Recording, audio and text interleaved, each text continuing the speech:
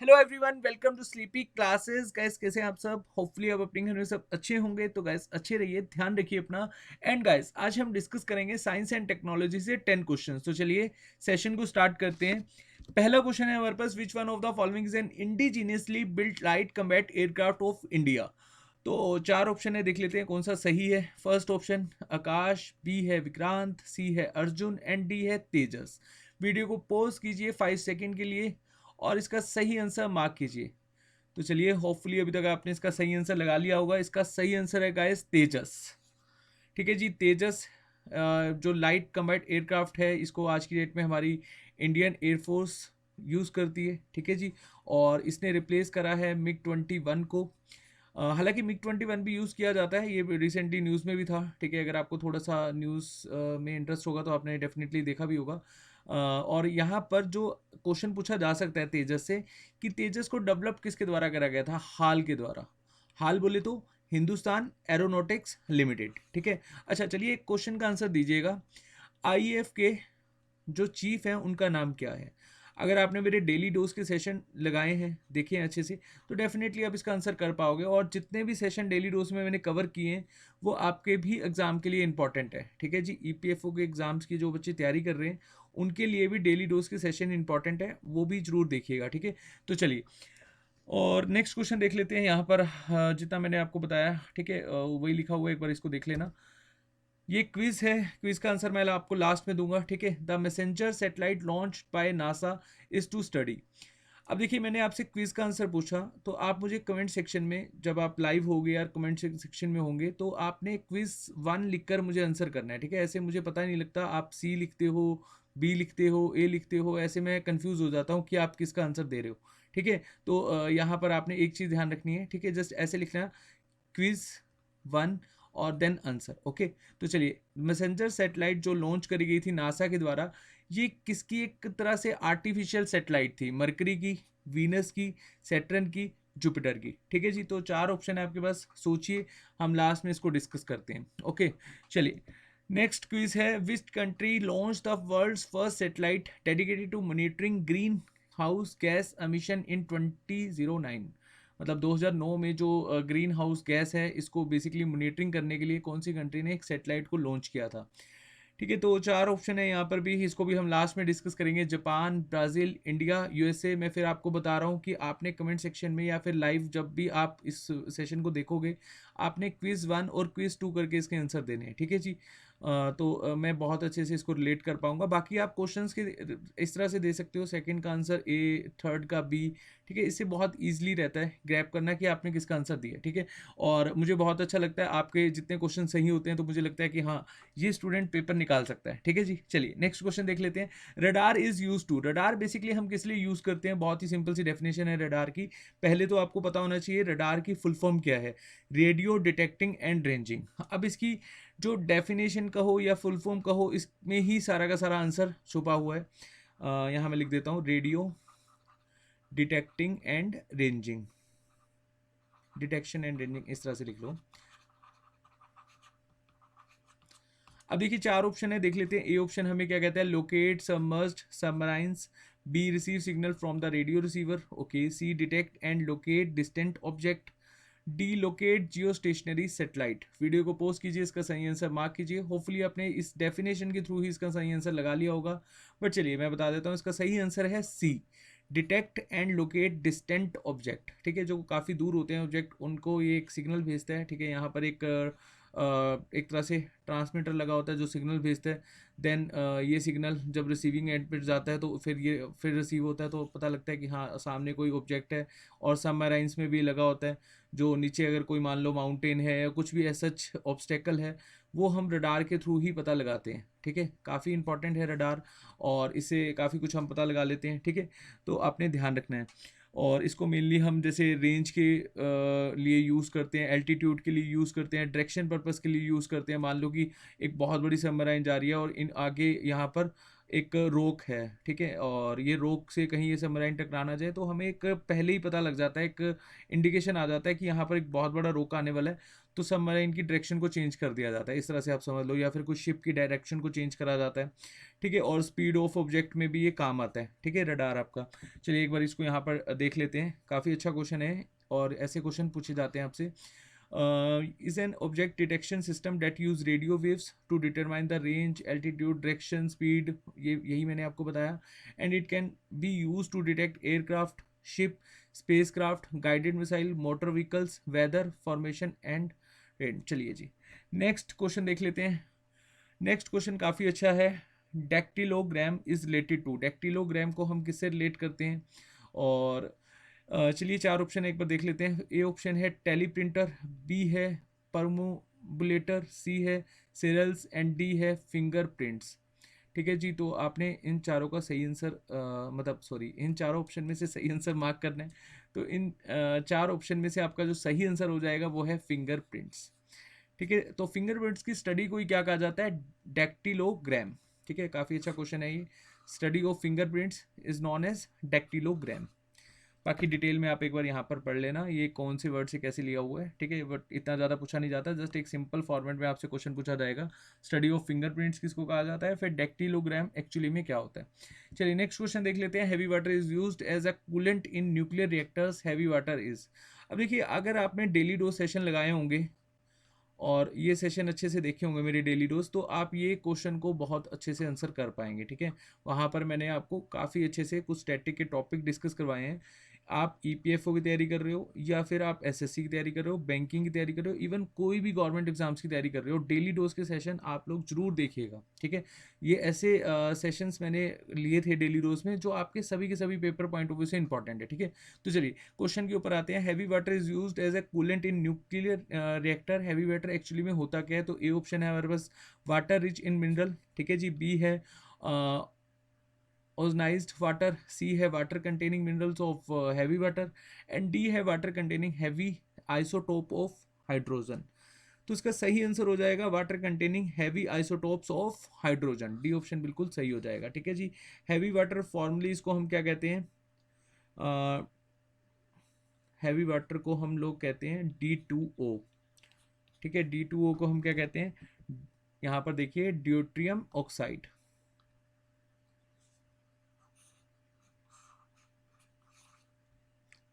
चलिए next question देख लेते हैं। Name the country which launch the first satellite Sputnik into the space. अच्छा, इसकी कोरोना वैक्सीन भी आई है तो हम लोग वहाँ से भी इसको कहीं ना कहीं आंसर कर पाएंगे, है ना। स्पुतनिक जो एक सैटेलाइट थी, इसको कौन सी कंट्री ने लॉन्च करा था? ए ऑप्शन है यूएसए, बी है सोवियत यूनियन, बोले तो यूएसएसआर, या इसको आप रशिया भी कंसिडर कर सकते हो। ठीक है, उसके बाद सी है जापान, डी है इंग्लैंड। वैसे रशिया इसमें नहीं आएगा ऑप्शन में, ठीक है, यूएसएसआर आएगा, सोवियत यूनियन आएगा, ठीक है, ध्यान रखना। और ये सैटेलाइट लॉन्च करेगी थी सोवियत यूनियन। ठीक है, इस बार आपको पता ही होगा जो कोरोना वैक्सीन आई है स्पुतनिक, वो बेसिकली रशिया ने लॉन्च करी है। ठीक है, तो ये एक तरह की फर्स्ट सैटेलाइट थी जो रशिया ने लॉन्च करी थी। कब करी थी? क्वेश्चन भी डायरेक्ट पूछ लिया जाता है। तो 1957 में लॉन्च करी गई थी अक्टूबर में। ठीक है, डेट तो 4 अक्टूबर 1957। ठीक है जी, ये ध्यान रखना, काफ़ी अच्छा क्वेश्चन है। अच्छा, वैक्सीन प्रोग्राम स्टार्ट हो चुका है, होपफुली हमारे देश में जो हालात हैं वो पहले की तरह नॉर्मल हो जाए। अभी के लिए तो खैर चिंताजनक है। चलिए नेक्स्ट क्वेश्चन देख लेते हैं। बट धैर्य बनाए रखिए, पेपर आपके जरूर होंगे, बस आप लोगों ने पढ़ते रहना है। नेक्स्ट क्वेश्चन है हमारे पास, a geo stationary satellite revolves around the earth from. देखिए, कोई भी सेटेलाइट होती है, अगर हम अर्थ की उस पर ऑर्बिट पर उसको भेज रहे हैं, ठीक है, इस तरह के क्वेश्चंस पूछे जाते हैं। अब आप कहेंगे सर ज्योग्राफी हमारे पेपर में नहीं आना। वैसे ये ज्योग्राफी का क्वेश्चन नहीं है, ये साइंस एंड टेक से रिलेट करता है। साइंस एंड टेक से जो क्वेश्चंस आएंगे वो आपको ऐसा लगेगा ज्योग्राफी से है, बट ऐसा नहीं है। ठीक है, साइंस एंड टेक आपके पेपर में आएंगे क्वेश्चन। ठीक है, तो चलिए इसका आंसर दीजिए। Geo stationary satellites revolve around the earth from east to west, west to east, north to south, south to north. अब देखिए, हमारी जो अर्थ है वो किस तरह से रोटेट करती है, खैर वेस्ट टू ईस्ट रोटेट करती है, और रिवॉल्व जो सन के अराउंड करती है वो भी कैसे करती है? West to east. तो जियो स्टेशनरी सेटेलाइट भी रिवॉल्व कैसे करेगी? West to east, anti clockwise. ठीक है जी, चलिए नेक्स्ट क्वेश्चन देख लेते हैं। Chief of the Indian navy has the rank of. जो इंडियन नेवी के चीफ होते हैं इनको हम बेसिकली कैसे किस तरह से मतलब एक तरह से यहाँ पर देखते हैं, general of Indian navy, chief of Indian navy, naval cheap and admiral. तो इसका सही आंसर क्या है, वीडियो को पोस्ट कीजिए, इसका सही आंसर मार्क कीजिए। इसका सही आंसर है गाइस डी, एडमिरल। यहाँ पर चलिए मैं आपको बता ही देता हूँ, इंडियन नेवी के जो एडमिरल हैं राइट नाउ उनका नाम है करमबीर सिंह।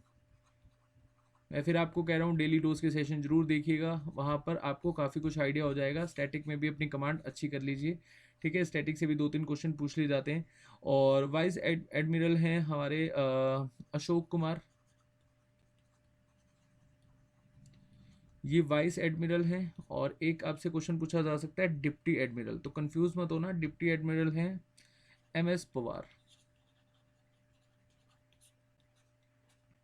ठीक है। ये तीनों नाम आपने याद रखे हैं। चलिए नेक्स्ट क्वेश्चन देख लेते हैं। Which one of the following is considered as a nature's radar. तो नेचर जो रडार के तरह हम यूज करते थे वो कौन से एक तरह के हम एनिमल को, या एक तरह के हम, तो एनिमल पक्षी ये कौन है ये आप मुझे बताइए। चलिए आपको इसका सही आंसर पता ही लग गया, तो इसका सही आंसर है पिग्योन, ठीक है जी। तो पिग्योन को यूज करा जाता था एज अ नेचर्स रडार। अब क्वेश्चन को ध्यान से समझना, आप में से बहुत सारे स्टूडेंट्स यहाँ पर कमेंट करेंगे सर बैट भी हो सकता है इसका आंसर, ठीक है, वो भी हम डिस्कस करेंगे। जो आप मतलब आप में से कोई स्टूडेंट अगर इसका आंसर ये बैट करेगा, देखिए ऑप्शन के थ्रू देखिए, which one of the following is consider as nature radar. Nature radar जो सेकेंड वर्ल्ड वार में यूज़ करा गया था, काफ़ी फेमस क्वेश्चन है ये, बहुत बार पेपर में आया हुआ है, ठीक है। तो सेकेंड वर्ल्ड वार जो था इसमें यूज़ करा गया था पिग्योन को, ठीक है। तो क्वेश्चन के फॉर्मेट में जाना, ठीक है। आई थिंक आपकी बुक्स में जो ऑब्जेक्टिव बुक्स हैं उसमें एक ऑब्जेक्टिव बुक में मैंने देखा भी था, बैट भी था आंसर, शायद इसी को लेकर था या फिर कोई और क्वेश्चन था। आई एम नॉट श्योर कि एक्चुअली में यही क्वेश्चन था, ठीक है। तो यहाँ पर आपने ध्यान ध्यान रखना है, क्वेश्चन के फॉर्मेट के थ्रू आंसर देना है, ठीक है। तो चलिए सेकेंड वर्ल्ड वार में यूज़ करा गया था नेचुरल रडार का, जिसका नाम है पिग्योन्स। नेक्स्ट क्वेश्चन है, the first explosion of N atomic device in India was carried out in the state of. जब हमने फर्स्ट अपना एटॉमिक डिवाइस एक तरह का टेस्ट किया था, ठीक है, तो ये हमने कहाँ किया था, जम्मू एंड कश्मीर में, नागालैंड में, मणिपुर में, या फिर राजस्थान में। वीडियो को पोस्ट कीजिए, इसका सही आंसर मार्क कीजिए। इसकी एक मूवी भी आ चुकी है इससे रिलेटेड, हालांकि वो मूवी थोड़ी सी मतलब हुआ यहीं पे था वो भी टेस्ट, लेकिन एक्चुअली में चलिए आप समझ गए होंगे मैं क्या कहने की कोशिश कर रहा हूँ। तो इसका सही आंसर है पोखराम राजस्थान, ठीक है। पोखराम मूवी भी आई थी, आपने अगर देखी होगी तो अच्छी बात है, ऐसी मैसेजिंग मूवी जरूर देखा करो, ठीक है। और ये जो एटॉमिक डिवाइस को हमने टेस्ट किया था इसका नाम भी था स्माइलिंग बुद्धा। ये क्वेश्चन बहुत बार आया हुआ है कि बताइए इंदिरा गांधी जी के टेन्योर में, क्योंकि ये जो फर्स्ट एटॉमिक डिवाइस जो हमने एक तरह का टेस्ट किया था ये 1974 में किया था। तो 1974, और डेट भी आप याद रख सकते हो 18 मई। इस टाइम हमारे देश में जो सरकार थी वो कांग्रेस की थी और हमारे देश के प्रधानमंत्री थे इंदिरा गांधी जी, ठीक है। और ये क्वेश्चन पूछा जा चुका है कि इंदिरा गांधी जी के टेन्योर में फर्स्ट जो एटॉमिक डिवाइस को हमने टेस्ट किया था पोखराम में, उसका नाम क्या है, स्माइलिंग बुद्धा, ठीक है। क्वेश्चन आपसे किसी भी फॉर्मेट में पूछा जा सकता है, तो आपने अपनी कमांड अच्छी रखनी है क्वेश्चन पर। चलिए नेक्स्ट क्वेश्चन देखते हैं, फिर हम क्विज डिस्कस करेंगे जो हमने स्टार्टिंग में मैंने आपसे पूछी थी। लास्ट क्वेश्चन है आज का, on June 9 2011 India successful flight tested. तो आपको बताना है इसमें से कौन सी मिसाइल को इंडिया ने जून 9 2011 में टेस्ट किया था, ठीक है जी।